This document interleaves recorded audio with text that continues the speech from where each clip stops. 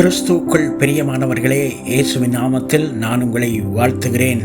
எபிரேயர் 13ஆம் அதிகாரம் 6வது வசனத்தை பார்க்கின்ற பொழுது, கர்த்தர் எனக்கு சகாயர், நான் பயப்படேன் என்று சொல்லக்கூடிய வார்த்தைகளை இன்றைய நாட்களில் நாம் பார்க்கின்றோம்.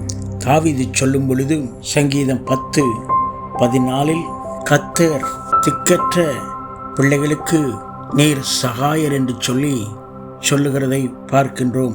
சங்கீதம் 27:9வது வசனத்தை பார்க்கின்ற பொழுது, நீரே என் சகாயர் என்று பக்தன் சொல்லுகின்றதை பார்க்கிறோம். சங்கீதம் 54:4 பார்க்கின்ற பொழுது, நீர் சகாயர் என்று சொல்லுகிறதை பார்க்கின்றோம். இதோ தேவன் எனக்கு சகாயர். நம்முடைய வாழ்க்கையில் நம்மை ஆதரிக்கிறவர், நமக்கு உதவி செய்கிறவர், நம்மை ஆற்றி தேற்றுகின்றவர், நம்முடைய வாழ்க்கையில் உதவிகரமான காரியங்களை தருகின்ற தெய்வம் நம்முடைய ஆண்டவராகிய கர்த்தராக இருக்கிறார். ஆகவே அவரை தவிர வேற ஒரு சகாயர் நமக்கு இந்த உலகத்தில் இல்லை. அவரே நம் ஒவ்வொருவருக்கும் சகாயம் செய்கிறவர், உதவி செய்கிறவர், நமக்கு ஒத்தாசை அனுப்புகிறவர், நம்மை ஆதரித்து வழிநடத்துகின்றவர்.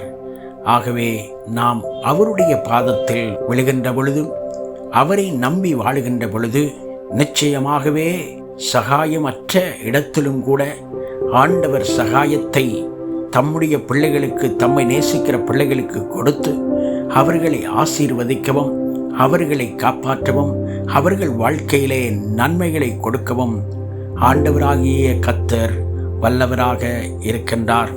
முற்பிதாக்களின் காலங்களை பார்க்கின்ற பொழுது தேவனாகிய கர்த்தர் அவர்களுக்கு சகாயராக இருந்து அவர்கள் வாழ்க்கையில் சகாயத்தை கொடுத்து அவர்களை தாங்கிக் கொண்டு அவர்களை வழிநடத்தி வந்தார்.